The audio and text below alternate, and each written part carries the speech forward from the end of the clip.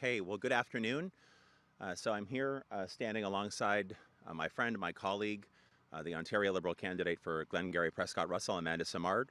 I just want to begin my comments today by offering my sincere condolences to the families of, I believe now, the 10 individuals across Ontario who lost their lives during and in the aftermath as a result of the brutal storm that touched down and traveled through so many different parts of this province. I know that it is heartbreaking for the families of those victims, and I just wanted to offer my condolences. Secondly, I want to begin by thanking Amanda Simard for spending some important time with me today in two particular communities here in Glengarry Prescott Russell, the community of Hammond and the community of Sarsfield, that were hit directly and in a very, very brutal way by the storm of a number of days ago. And I also want to thank Mayor Mario Xanth, the mayor of Clarence-Rockland, who spent some time with us in Hammond specifically as we went down one of the residential streets where literally you could see there had been destruction. You could see the roof of a nearby Rona and other buildings that had lifted off during the storm and had come down on some of the homes on that particular residential street that we saw. And we also had the chance today to speak with individual residents from Hammond. And I just wanted to share some of my thoughts about what I heard from them, and then also talk a little bit more about the leadership that is so required in this province right now. So first of all, from the residents, and I suspect that this is true right across the communities directly impacted here in Glengarry Prescott Russell, there is a remarkable strength and resilience and an attitude of being a good and supportive neighbor here in this community. And I think that's the Ontario way. The fact that despite the hardships that we face from time to time, that we do in this province have extraordinary capacity to come together, to be there for one another, to be good neighbors. For example, on that street in Hammond, I heard how there are so many tradespeople who live up and down that particular residential neighborhood, electricians and plumbers, and they've been out helping their neighbors deal with broken sump pumps and helping with other forms of reconnections or connections to generators. So important to hear that. I heard Ms. Simard and Mayor Xanth speaking directly with those residents about some of the concerns they have about their generators, being able to run them, the local grocery stores. But I just wanted to highlight, there is something magical about people who live here in this province, Ontarians, who understand what it means to be good neighbors and to look out for one another. But they require leadership. They require real, genuine leadership. There are a couple of other practical things that were brought to my attention today that I just wanted to highlight. You know, I think about the job of being premier, and I know there are a lot of very important, of course, responsibilities that come with that job, and a lot of laws and regulations and rules that need to be changed and passed. But I just wanted to highlight two specifically, again, that make a lot of sense to me, that practical suggestions that would be helping people in this part of the province right now. Number one, one of the biggest challenges in these communities that have been directly impacted is the fact that the power is out. For thousands of homes and farms and businesses, the power is out right now. Now, I heard from Mayor Xanth, we heard today, that there are crews on their way from New Brunswick, which is great to see, hydro crews to help out with connection efforts here. But it's so critically important to make sure that people in this community can have access to grocery stores and to gas stations, in particular to help run the generators that many of them have at home that can't run without the gas because they can't get the gas. So when I think about climate resilience, we think about core retail requirements, whether it's groceries or it's gas, to make sure that those can be running at all times.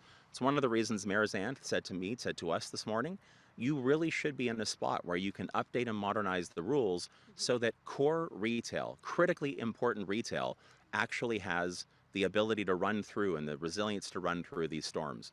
So a requirement, for example, that gas stations in this province, just one idea that was brought to my attention today, always have backup generators in place, seemed like something really sensible. But here's the second thing that I want to highlight.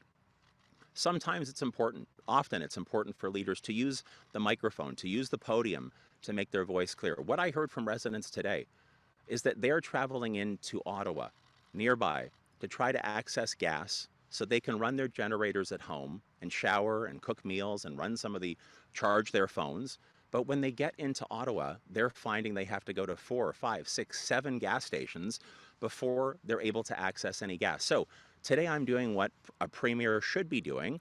our premier should be doing, any premier normally would be doing in this circumstance. I'm calling out to the large oil and gas producers and suppliers that we have in Ontario right now, because it seems to me that there are issues of supply in some of those Ottawa area gas stations. So Esso, Shell, the rest of them that are out there, I am urging you to make sure that you can direct enough supply so that gas stations in the Ottawa area and nearby can actually have the supply in place, so that when residents of Hammond or Sarsfield or any of the other directly affected communities can actually get to the gas stations, that they can access the gas that they need in this moment of crisis to run their generators. So practical suggestions and solutions that come from being on the ground in the affected community. What I heard today, those practical ideas, you don't get that through a phone call, and you don't get that through watching on television or reading a press release or a briefing note. You only get that when you show up. And this is where I want to finish with my remarks today before I take questions that you might have. I have said this repeatedly in my time as leader of the Ontario Liberal Party, as someone running to be your next premier. One of the most important parts of leadership is showing up. And here we are, a couple of days after the storm hit. People have lost their lives, families, businesses, so many others facing tough circumstances. And I'm here. Miss Simard is here, as she has been throughout. And where is Doug Ford? Where is Doug Ford?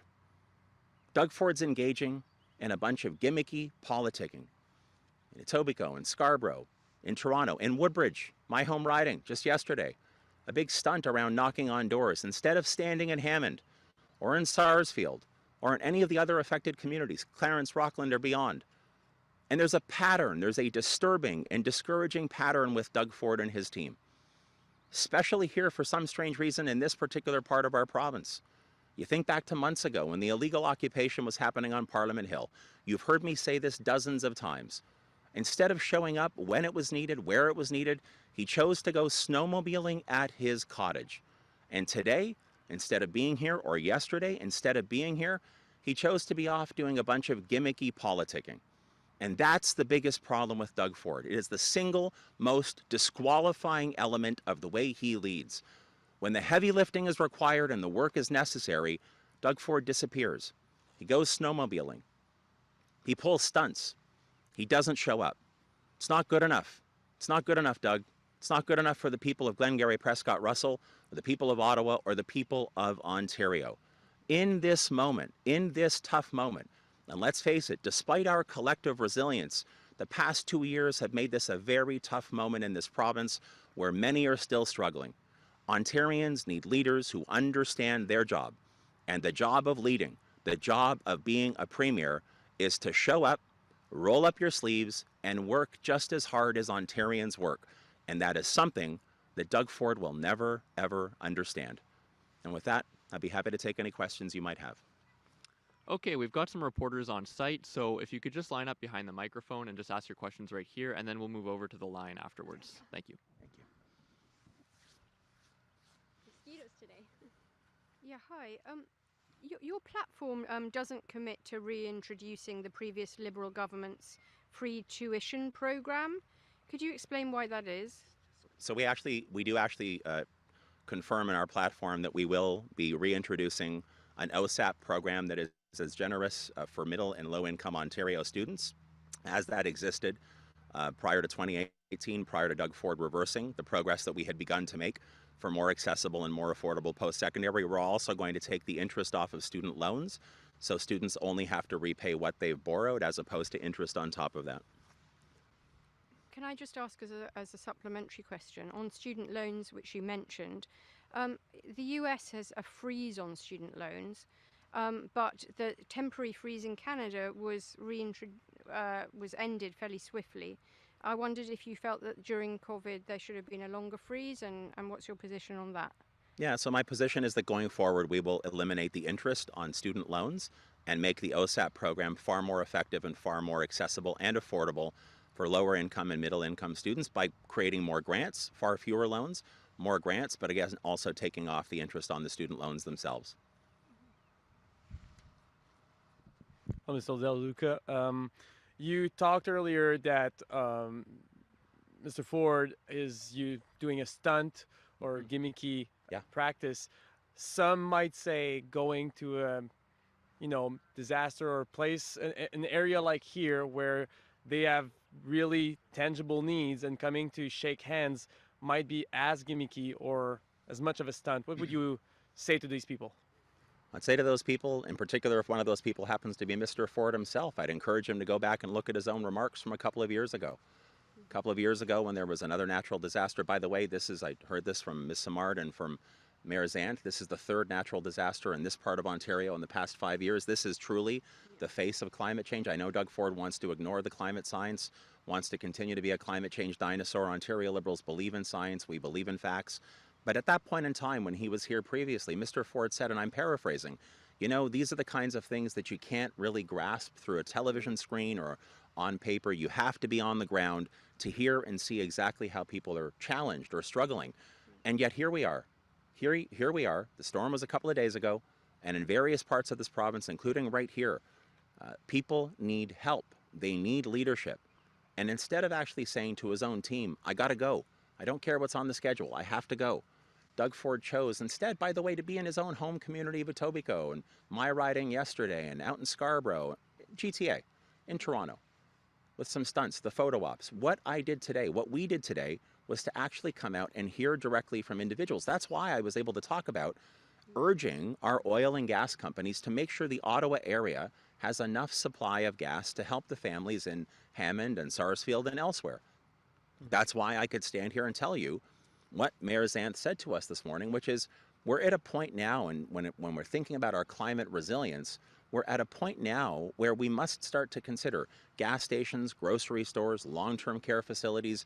Maybe they should be required to have backup generators. So families in this community aren't dealing with the challenge they're dealing with right now, trying to access groceries or gas to run their own home-based generators. Again, I only heard about these kind of ideas from the people themselves that we spoke with today, but I have to stress to the individual homeowners who we saw today in Hammond in particular, remarkable positive attitudes. Concern, of course, a little bit of fear still, but wanting questions answered, of course, from us and from the mayor, but just a remarkable sense of being a good neighbor and a good community member. That was truly remarkable for me to see, for us to see today. We talked with those homeowners too, with some people in that street in Hammond, and we heard that some people were saying, it's all good. He comes and sees what's happening, but he doesn't come with water or gas. And so I remember one person telling us, well, Mr. Del Duca talks to us about investment. That is down the road. That's not what we need right now.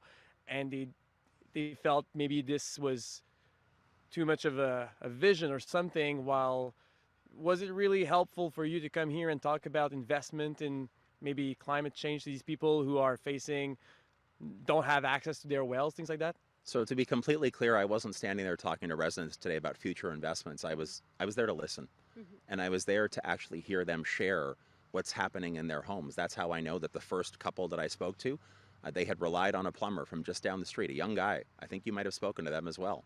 And they had relied on him because we could hear their generator running in the back. They had access to gas for the generator, but their sump pump had broken that morning. So their neighbor plumber came over and he fixed it. And then the three of them were talking with us and Mayor Zant about when they could expect that their hydro would come back on. But then they also talked about the fact that they can't get to the grocery store. It's not open because the power's off. And once the gas that they have for the generator currently is out, they're concerned because one of the residents I spoke to today, I think he said he went to 6 or 7 gas stations in Ottawa before he could actually access gas that he needs to run that generator. Well, you're not going to hear that by, as Doug Ford is doing right now, spending time in his own backyard in Etobicoke for a photo op knocking on doors. He's probably hearing about it right now because we made the effort to be here and we're saying it. It's also the reason that I can stand here and say to Esso and to Shell and to the rest of the oil and gas producers and suppliers, please do whatever you can in this moment to make sure that the supply of gas is sufficient, whether that means redirecting or simply directing more to gas stations in the Ottawa area. That would make life so much better right now. So existing gas stations don't run out of the gas that they need because these families and businesses need it. Thank you. Thank you. Thank you. Where? Thank you. Thanks, Amanda. Hi. Hi there. Sean Varden from CTV. The biggest thing that everybody's dealing with right now is hydro being out. Yes. Would a future Liberal government increase investment, make the grid more durable Yes. to these new climate conditions and Yeah. all that kind of stuff. Yeah, it's absolutely essential going forward. But the first step in making sure that our grid is resilient and clean is recognizing the science behind climate, which the Ford conservatives simply don't. They just don't believe it's real. They're just not prepared to make the investments that are required. And don't forget, shortly upon taking office, the Ford conservatives, Doug Ford himself, canceled more than 750 renewable energy contracts in this province. And why? Why? Because he said at the time, we don't need the power. It was just about politics for Doug Ford. And now we see that we're in a spot where, and we see it here, we see it in the Southwest, we see it elsewhere, whether it's for people's day-to-day lives and their quality of life, or it's for our economic development. We need that electricity, but it needs to be, as you pointed out, resilient, and it needs to be clean. Doug Ford will never get that. He'll never get that because you see clearly over the past 4 years that in this regard, he has definitely moved this province backwards. Thanks. I just wondered if I could get a question into Amanda Simard, Absolutely. really, about the devastation that's hit the community and what your impressions are.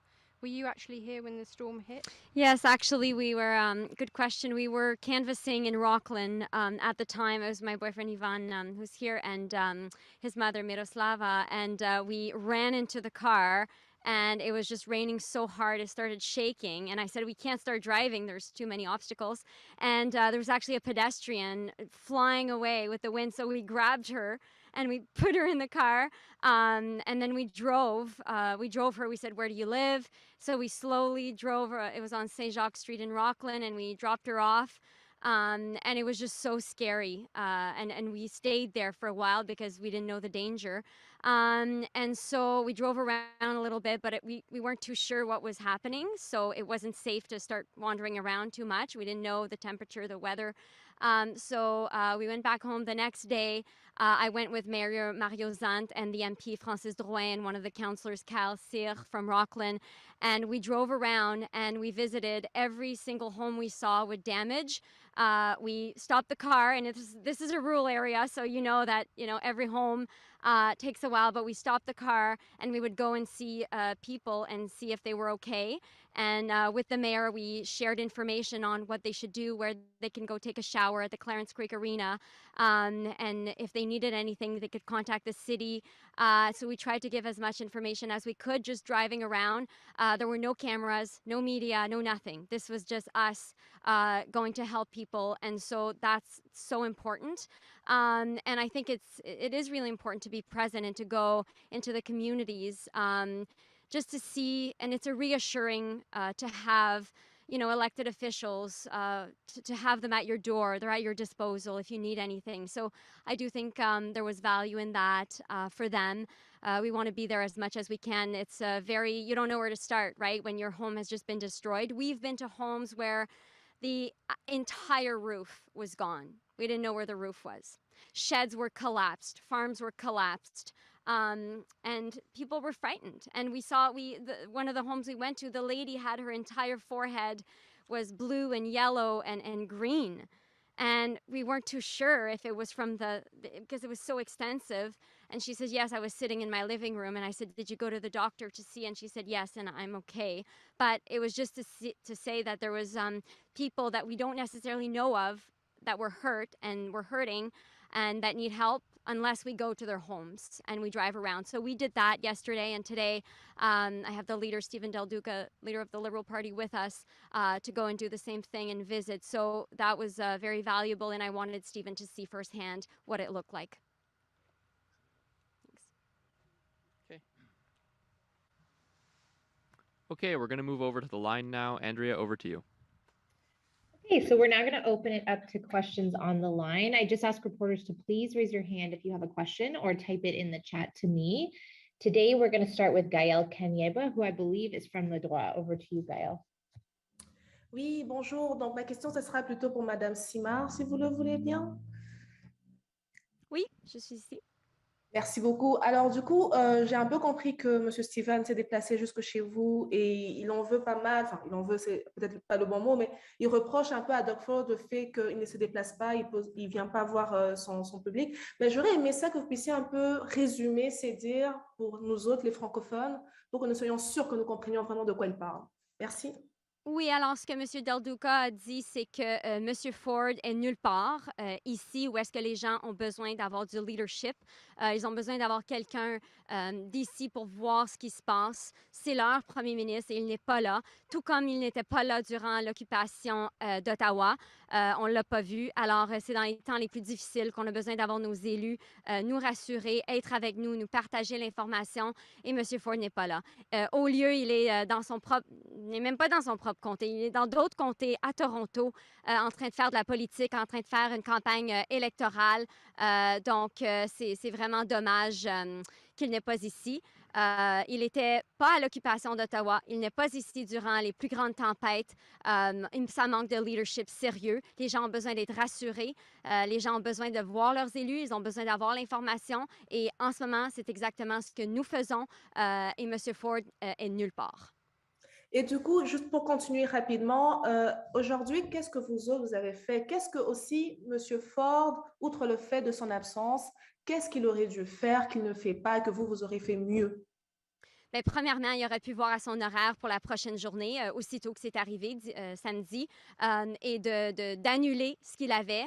J'aimerais bien voir ce qu'il faisait aujourd'hui exactement, qu'est-ce qui était plus important que les tempêtes ici et tous les dommages et les gens qui ont beaucoup de difficultés, beaucoup de dégâts à ramasser, mais il aurait pu venir ici, voir de lui-même, écouter des gens. Comme M. Del Duca a dit, c'est vraiment d'écouter les gens, ce qu'ils ont besoin, parce qu'il va peut-être avoir une demande à la province. Peut-être que la municipalité veut faire une demande à la province. Alors, où est M. Ford pour écouter cette demande-là? Nous, on était prêts ici aujourd'hui à écouter cette demande et à voir, et on va travailler avec les municipalités pour voir s'ils ont des demandes. Et si les gens avaient des suggestions, des excellentes suggestions, nous avons pris ces suggestions et nous allons travailler pour voir c'est quoi les prochaines étapes. Mais ça prend les gens sur le terrain. Ça prend les gens sur le terrain. On le sait que M. Ford aime seulement Toronto, mais il y a quelque chose d'autre qui existe en Ontario. Ottawa, l'Est ontarien, très important. Merci. Okay, we're going to go over to Mike Crawley from CBC.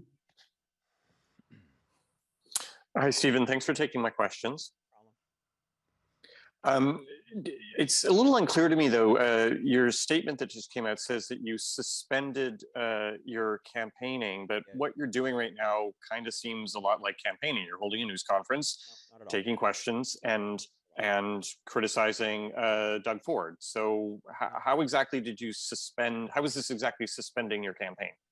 Because this is being here was not part of the original plan. Today I was scheduled to be in the Niagara region to talk about tourism. As soon as that we heard, of course, that the storm landed as brutally as it did here. I spoke with Amanda, Miss Simard, and we made the decision yesterday that we should suspend going to Niagara-on-the-Lake and talking about tourism, though that's a very important topic as well. And I made the decision instead to come here. I am calling out Mr. Ford because there is a disturbing pattern of a complete lack of leadership from Mr. Ford, especially over the past little while. And especially in this part of the province. You know this. When the illegal occupation was happening on Parliament Hill in Ottawa, Ontario's second largest city, he went snowmobiling. He didn't bother to show up.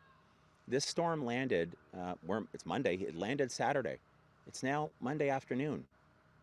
I was able to redirect my campaign to be here, to hear directly from residents, to show up.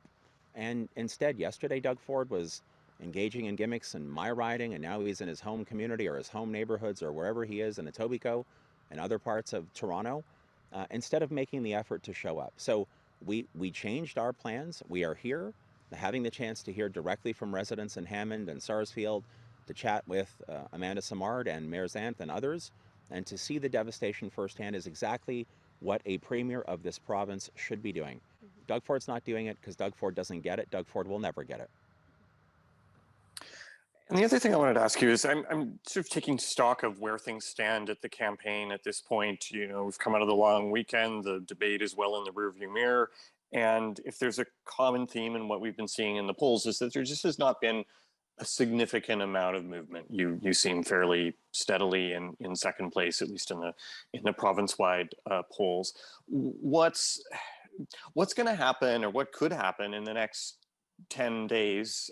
What are you going to do in the next 10 days to try to bring forward something in the way of movement to actually really position yourselves to be the clear second place alternative to Ford as the only, you keep saying Liberals are the only party that can, stop Ford from winning a majority, but what are you going to do to try to prove that? Well, first of all, look, I keep saying this is why we have election campaigns. There are 10 or 11 days left in this campaign. I'm going to do what Ms. Simard is going to keep doing, what our entire Ontario Liberal team is going to keep doing, is just working hard. That's why we woke up this morning, made the decision to come here to hear directly from people in the affected areas about how difficult the circumstances are right now. It's why I was in Thunder Bay and Sudbury yesterday. It's why I was in this part of the province just a couple of days ago. So we're going to keep working hard and talking about our very clear plan to help make life easier and more affordable for the people of this province, and to draw the very stark contrast between Doug Ford, who doesn't show up when the work is required, who is missing in action and abandons people in this province in their moment of need, and Ontario Liberals who do show up, who do have that plan. And so, yeah, look, I feel very clearly that there is strong momentum that has coalesced around the new Ontario Liberal team with our plan on the affordability crisis, for example, and so much else. But I never take any shortcuts to success, because those don't exist. It's just about rolling up your sleeves and continuing to work hard, to work as hard as Ontarians work in their day-to-day lives. And that's what we're going to keep doing. Okay, we've got one more question from Randy Toms. Over to you, Randy. Hi, Stephen. Want to hope that everybody that was able to withstand the storm safe, and hope that everyone can recover. You may or may not know, this area in the Fort Frances area has had to deal with flooding since April 24th. Yeah. It was a week later that the province actually reacted using the NOMA meeting to announce, oh, we're going to provide you funding. Right. But in between that 1 week, there was no one said anything about the flooding. Now, I know that I've covered disasters in areas before, that it seems to take something in Southern Ontario before there's any type of reaction. So people look at two avenues here, that you're using this Ottawa area incident to, again, campaign. So I guess, why wouldn't you have done something up in the northwestern Ontario area that's had flooding and still dealing with flooding situations since the end of April? So I was in Thunder Bay just yesterday, and I had the chance to speak with both Rob Barrett and our Shelby Chung, both of our candidates. I heard directly from Rob in particular about what's been taking place, for example, in Atikokan with flooding, as you pointed out, in the Northwest. I know it's a significant challenge. That's one of the reasons, Randy, that in our Ontario Liberal plan on sustainability, we included significant funding to help support municipalities and communities and conservation authorities as it relates to doing the critical work around climate resilience, including flood protection. So that funding is there. I've heard about it directly. I know that it's a serious problem, but here's the bottom line: there will never be a solution to climate resilience, or frankly confronting the climate crisis, if Doug Ford remains premier, because he's made it crystal clear from day one. He doesn't believe the climate science. He doesn't believe in doing the right thing in this regard. He doesn't believe in supporting our wetlands and our green space, and he doesn't believe in listening to the science on climate at all, as I said just a moment ago. Ontario Liberals do. It's why we have a very strong and forward-looking plan to confront the climate crisis and help communities like Fort Frances and others with flood protection. There is no conservation area here. I'm just wondering, is there anything else? I think the IJC. Yeah, but it goes beyond conservation. That's why I said municipalities, partners. We have funding in place, 100,000 grants of $3,000 each that will make available for people who want to retrofit their homes and build in some of that protection. Also, more deeply affordable loans that could also be provided to homeowners, again, who want to make more significant or build in more significant protection. So if you take a look at our plan on sustainability, you'll see there are a series of commitments that will help people living in the Northwest, as well as those who live across the province. Okay, I think that's it. Thanks so much, Great. everyone. Thanks very much, everyone. Thanks, Amanda.